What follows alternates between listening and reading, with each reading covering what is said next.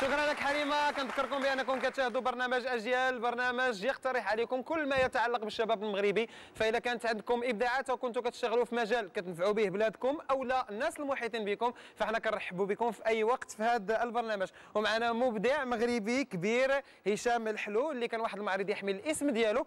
هشام الحلو ديزاينر اراوند ذا وورلد، فكان في مدينه الدار البيضاء والان غادي تلتقيو مع المعرض في لافيلا دي زار ديال مدينه الرباط.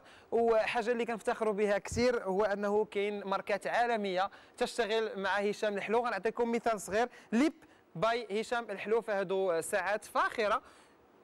هشام الحلو هو اللي داير لهم التصميم ديالهم. انت سي عبد الرحيم السوري كيعجبك هادشي اللي شيك وزاز، انت شوف. طبعا هشام الحلو يمكن له يعطينا فكره اكثر على العمل ديالو. كاينه دابا اللي بغيتو ما كاين حتى شي مشكل. Hicham, bonsoir, merci d'avoir accepté notre invitation. Vous êtes designer marocain avec une allure et des dimensions internationales. Vous aimez beaucoup votre travail, vous aimez le Maroc et vous êtes fier d'appartenir à ce pays. Bien sûr. Et vous le représentez très très bien grâce à ce que vous faites artistiquement. Je voudrais savoir au départ qui est Hicham El-Hello, comment il a commencé. C'est une question qu'on ne pose pas habituellement, mais pour un designer, il faudrait vraiment découvrir le parcours. Comment ça a commencé? Ça a commencé très jeune. Un grand amour pour l'histoire, les civilisations, l'histoire des hommes et des femmes tout simplement. L'histoire des rencontres, l'histoire des voyages, et puis l'histoire de l'art et l'histoire de notre pays.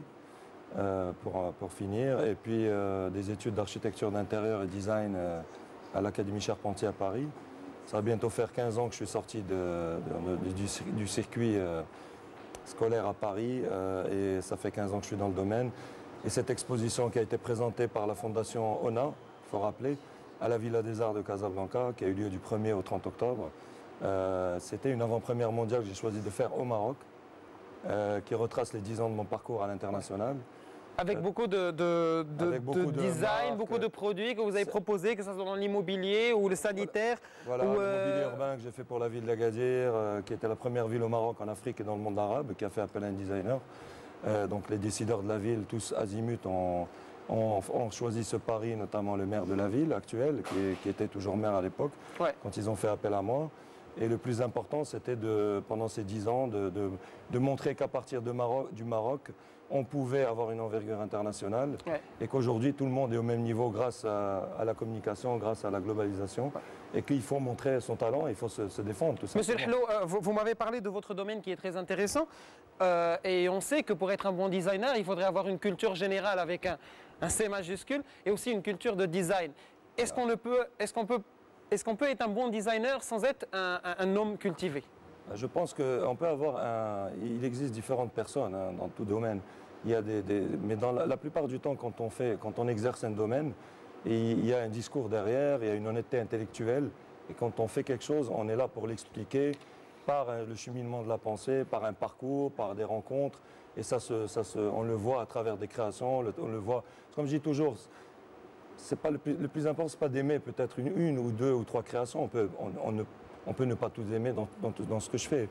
Mais peut-être qu'on peut aimer le discours, on peut aimer le parcours, on peut aimer l'impact de certaines actions qui ont été faites et qu'est-ce qu'on apporte à notre pays, tant au niveau national qu'international, pour que demain ça ouvre la voie. Parce qu'on parle des jeunes et c'est très important, l'avenir du Maroc. C'est les jeunes et l'exemple de Sessouare et Mehdi, c'est ce que j'appelle le relais.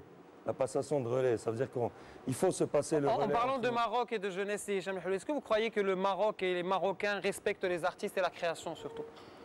Moi je pense que déjà dans le domaine du design, il y a une part d'artistes, mais il y a une part aussi de technicité, d'ingénierie, de marketing, parce que quand on travaille avec des grandes marques internationales, et que ce choix d'avoir fait cette avant-première mondiale, c'était pour montrer que j'ai eu la chance d'être le premier Marocain à partir du Maroc à signer pour des marques internationales, c'était très complexe. Parce que des marques internationales, le design, en fait, ces grandes marques, que ce soit des Montlip ou les Benoît Aquamas ou tout un tas de marques pour qui je travaille, existent à travers les designers et les designers existent à travers les marques.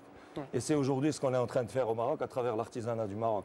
Qu'est-ce que vous voulez apporter à cet artisanat et qu'est-ce que vous voulez apporter au Maroc en général? Écoutez, c'est juste chacun à son niveau apporte une vision, apporte un parcours, apporte une façon de voir les choses.